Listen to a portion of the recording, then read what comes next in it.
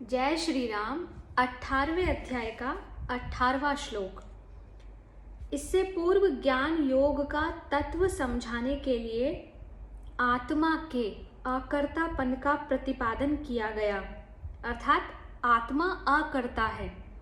अब उसके अनुसार कर्म के अंग प्रति अंगों को भली भांति समझाने के लिए कर्म प्रेरणा और कर्म संग्रह का प्रतिपादन करते हैं, अर्थात कर्म की प्रेरणा कहाँ से मिलती है और कर्म संग्रहित कहाँ होते हैं। तो श्लोक संख्या 18। ज्ञानम ज्ञेयम परिज्ञाता त्रिविधा कर्मचो दना करणम कर्म कर्तेति त्रिविधा कर्म संग्रह। इसका अर्थ है कि ज्ञाता, ज्ञान और ज्ञेय। ज्ञाता जानने वाले का नाम, जो जान रहा है वह ज्ञाता है। ज्ञान जिसके द्वारा जाना जाए उसका नाम ज्ञान है। और जानने में आने वाली जो वस्तु है वह ज्ञेय है। यह 3 प्रकार की कर्म प्रेरणा है और कर्ता, करण तथा क्रिया 3 प्रकार का कर्म संग्रह है। इनको समझने का प्रयास करते हैं कि ज्ञाता, ज्ञान और ज्ञेय ये तीनों पद अलग अलग किन किन तत्वों के वाचक हैं तथा यह 3 प्रकार की कर्म प्रेरणा है। इस कथन का क्या भाव है? इसका उत्तर है, किसी भी पदार्थ के स्वरूप का निश्चय करने वाले को ज्ञाता कहते हैं। वह जिस वृत्ति के द्वारा वस्तु के स्वरूप का निश्चय करता है उसका नाम ज्ञान है, और जिस वस्तु के स्वरूप का निश्चय करता है उसका नाम ज्ञेय है, ज्ञेय ज्ञानी। यह 3 प्रकार की कर्म प्रेरणा है। इस कथन से यह भाव दिखलाया गया है कि इन तीनों के संयोग से ही मनुष्य की कर्म में प्रवृत्ति होती है, अर्थात इन तीनों का संबंध ही मनुष्य को कर्म में प्रवृत्त करने वाला है। किसी भी वस्तु को जानने की इच्छा, फिर उसको जानने के लिए कुछ साधनों का प्रयोग और फिर उसको जान लेना, ये 3 जो तत्व हैं यही किसी भी कर्म की प्रेरणा का आधार हैं। क्योंकि जब अधिकारी मनुष्य ज्ञान वृत्ति द्वारा यह निश्चय कर लेता है कि अमुक अमुक वस्तुओं द्वारा अमुक प्रकार से अमुक कर्म मुझे करना है, तभी उसकी उस कर्म में प्रवृत्ति होती है। दूसरा प्रश्न है, कर्ता, करण और कर्म ये तीनों पद अलग अलग किन किन तत्वों के वाचक हैं तथा यह 3 प्रकार का कर्म संग्रह है। इस कथन का क्या भाव है? इसका उत्तर है कि देखना, सुनना, समझना, स्मरण करना, खाना, पीना आदि समस्त क्रियाओं को करने वाले प्रकृतिस्थ पुरुष को कर्ता कहते हैं। उसके जिस मन, बुद्धि, इंद्रियों के द्वारा उपयुक्त समस्त क्रियाएं की जाती हैं उनका वाचक करण पद है।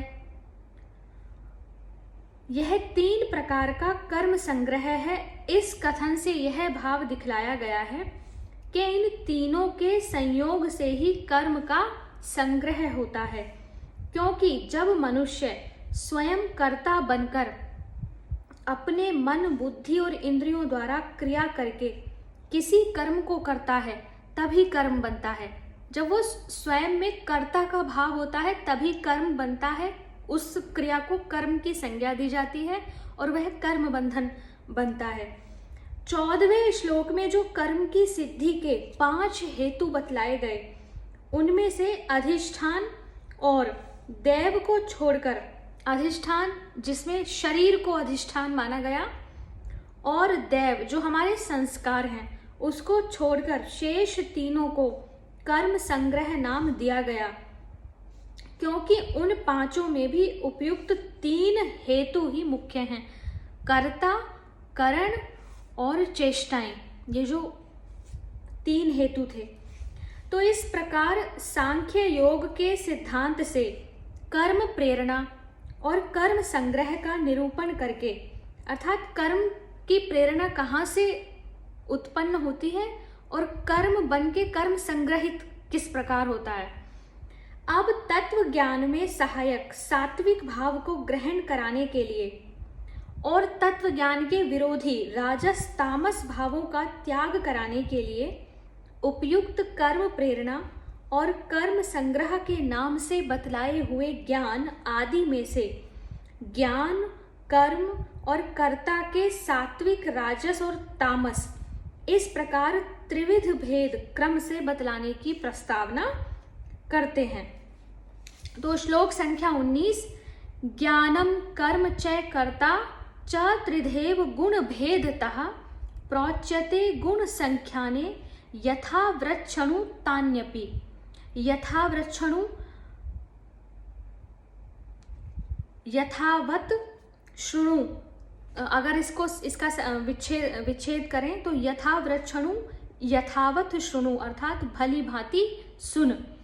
इस श्लोक का भाव है कि गुणों की संख्या करने वाले शास्त्र में ज्ञान और कर्म तथा कर्ता गुणों के भेद से तीन तीन प्रकार के ही कहे गए हैं, उनको भी तू मुझसे भली भांति सुन। तो यहाँ पे पहला प्रश्न है कि गुण संख्याने पद किसका वाचक है तथा उसमें गुणों के भेद से तीन तीन प्रकार के बतलाए हुए ज्ञान, कर्म और कर्ता को सुनने के लिए कहने का क्या अभिप्राय है। इस श्लोक में ईश्वर ज्ञान, कर्म और कर्ता, ज्ञान, कर्म और कर्ता इन तीनों को गुणों के आधार पर बतलाने का प्रयास कर रहे हैं। तो इसका उत्तर है कि जिस शास्त्र में सत्व, रज और तम इन तीनों गुणों के संबंध से समस्त पदार्थों के भिन्न भिन्न भेदों की गणना की गई हो, ऐसे शास्त्र का वाचक गुण संख्याने हैं। अर्थात तीनों गुणों के आधार पर समस्त पदार्थों की और उनके भेदों की गणना हो, ऐसा शास्त्र कैसा है? गुण संख्याने। अतः उसमें बतलाए हुए गुणों के भेद से तीन तीन प्रकार के ज्ञान, कर्म और कर्ता को सुनने के लिए कहकर भगवान ने उस शास्त्र को इस विषय में आदर दिया है कि कहे जाने वाले उपदेश को ध्यान पूर्वक सुनने के लिए अर्जुन को सावधान किया है। ध्यान रहे कि ज्ञाता अर्थात जानने वाला और कर्ता करने वाला अलग अलग नहीं है। इस कारण भगवान ने ज्ञाता के भेद अलग अलग नहीं बतलाए तथा करण के भेद बुद्धि के और धृति के नाम से एवं ज्ञेय के भेद सुख के नाम से आगे बतलाएंगे। इस कारण यहाँ पूर्वोक्त 6 पदार्थों में से 3 के ही भेद पहले बतलाने का संकेत किया है। तो पूर्व श्लोक में जो ज्ञान, कर्म और कर्ता के सात्विक, राजस, तामस भेद क्रमशः बतलाने की प्रस्तावना की थी, उसके अनुसार अब पहले सात्विक ज्ञान के लक्षण बतलाते हैं। इससे पूर्व हमने पढ़ा कि ज्ञान, कर्म और कर्ता, कर्म की प्रेरणा कहाँ से होती है, कर्म संग्रहित कहाँ से होता है। अब ज्ञान, कर्म और कर्ता ये तीन भी 3 प्रकार के होते हैं, सात्विक, राजसिक और तामसिक। तो सबसे पहले सात्विक ज्ञान के लक्षण बतलाए गए हैं। श्लोक संख्या 20, सर्वभूतेषु येनेकं भावं व्ययमीक्षते अविभक्तं विभक्तेषु तज्ज्ञानं विद्धि सात्विकम्। सर्वभूतेषु येन एकं भावम् अव्ययम् ईक्षते अविभक्तं विभक्तेषु तत्ज्ञानं विद्धि सात्विकम्। अर्थात जिस ज्ञान से मनुष्य पृथक पृथक सब भूतों में एक अविनाशी परमात्म भाव को विभाग रहित, बिना बांटे, समभाव समान भाव से स्थित देखता है, उस ज्ञान को तू सात्विक जान। अर्थात ऐसा ज्ञान जो आपको समभाव की दृष्टि प्रदान करे, वह ज्ञान सात्विक ज्ञान है। समभाव क्या कि पृथक पृथक सभी भूतों में, समस्त चराचर जगत के जीवों में अविनाशी परमात्मा को देखना। प्रश्न है कि येन पद यहाँ किसका वाचक है तथा उसके द्वारा पृथक पृथक भूतों में एक अविनाशी परमात्म भाव को विभाग रहित, बिना विभाग के देखना क्या है। तो उत्तर है कि येन पद यहाँ सांख्य योग के साधन से होने वाले उस अनुभव का वाचक है जिसका वर्णन 6 अध्याय के 29वें श्लोक में और 13वें अध्याय के 27वें श्लोक में किया गया है। येन अर्थात सांख्य योग से प्राप्त वह साधन, वह ज्ञान जिसके द्वारा संभाव की दृष्टि प्राप्त हो। जिस प्रकार आकाश तत्व को जानने वाला मनुष्य घड़ा, मकान, गुफा, स्वर्ग, पाताल समस्त वस्तुओं के सहित संपूर्ण ब्रह्मांड में एक ही आकाश तत्व को देखता है, वैसे ही लोक दृष्टि से भिन्न भिन्न प्रतीत होने वाले समस्त चराचर प्राणियों में उस अनुभव के द्वारा जो एक अद्वितीय, अविनाशी, निर्विकार ज्ञान स्वरूप परमात्म भाव को विभाग रहित समभाव से व्याप्त देखना है। अर्थात लोक दृष्टि से जो संसार की दृष्टि से तो अलग अलग हैं, अलग अलग प्रतीत हो रहे हैं, समस्त प्राणियों को और स्वयं अपने को एक अविनाशी परमात्मा से अभिन्न समझना है। यही अलग अलग भूतों में एक अविनाशी परमात्म भाव को विभाग रहित देखना है। प्रश्न है, उस ज्ञान को तू सात्विक जान, इस कथन का क्या भाव है? इस कथन से भगवान ने यह भाव दिखलाया है कि जो ऐसा यथार्थ अनुभव है वही वास्तव में सात्विक ज्ञान यानी सच्चा ज्ञान है। अतः कल्याणकामी, कल्याण की कामना रखने वाले मनुष्य को इसे ही प्राप्त करने की चेष्टा करनी चाहिए।